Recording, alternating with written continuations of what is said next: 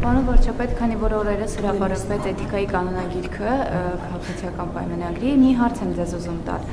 Արդյոք այդ կանոնագրքի հրապարակումից հետո հաջորդ խորհրդարանական շրջանում 2026 թվականի ձեր կողքին կհայտնվեն օրինակ քաղաքացու վրա թքած Ալեն Սիմոնյանը, ազգային ժողովում իրար վրա շիշ շպրտած ու հայհոյած падգամավորները, ֆինանսների նախարար Վահե Հովհաննիսյանը, ով անցնում է քրեական գործով, որովհետև վերջինս պայմանագրեր է կնքել իր հետ փոխկապակցված առանձնատան հետ։ Երևանի քաղաքապետ Տիգրան Ավինյանը, ում օրոք Անիֆի միլիոնները, միլիարդները հոդս են ցնդել, Գյումրիում գինովցած մանդատաթող եղած նախկին падգամավորը, ով ևս առաջադրվել է, Արփի Դավոյանը, ով օրինակ նախկին դեպքերով անցնում է քրեական գործով, ԱԺ-ում լեզու եւ ականջ կտրող Արթուր Հովհաննիսյանը, Ժաննա Անդրեասյանը, ում օրոք համալսարաններում կոռուպցիոն սխեմաներ են տիրում, նրանք գալու են ձեր հետ հաջորդ խորհրդարան։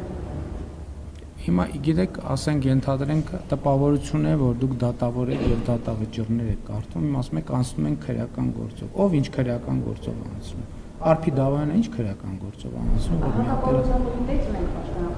Ինչ պաշտոնական։ Նախորդ անգամ իջալս դուք չէիք, որ պետքա գրավոր հարցում ուղարկեիք։ Ազգային ժողովում դուք ինձ հարց տվեցիք,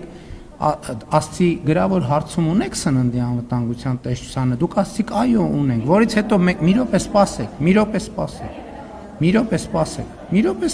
ձեր հարցին պատասխանեմ։ Ես ձեզ հարցրի ունեք արդյոք գրավոր հարցում, դա տեսախցիկների առաջ է, չէ՞, հրապարակվել, ասցիք այո, ասցի շատ լավ, մենք կգնանք գրավոր հարցումը կվերցնենք եւ ձեզ կպատասխանենք։ Մենք եկանք եւ պարզվեց, որ գրավոր հարցում դուք չունեք։ Ես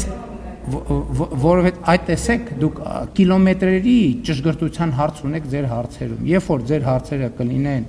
այնքան ճշգրիտ, ինչպիսի ճշգրտություն դուք ակնկալում եք ուրիշներին, այդ ձեր հարցերին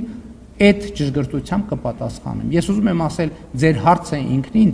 ինչպես նախորդ հարցը, այս հարցը ավելի ճշգրտությանից այնքան մեծ շեղումներ ունի, որ ցանկացած ձևի արձագանքը ձեր հարցին կնշանակի, որ ես արդեն ընդունեցի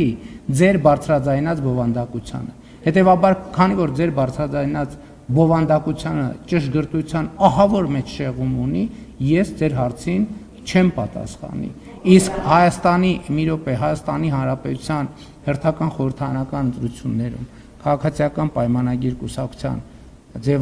համամասնական ցուցակի ձևավորման ընթացակարգը հրապարակված է եւ բոլոր հետագա ընթացակարգերի վերաբերյալ կտրվի լրացուցիչ տեղեկատվություն։ Ինչ վերաբերվում է մնացած հնարավոր բարեվարկության խնդիրներին, մենք այդ մարտահրավերները եւ խնդիրների հետ առերեսվել ենք եւ ինչպես երեք ազգային ժողովում առիթ ունեցա ասելու,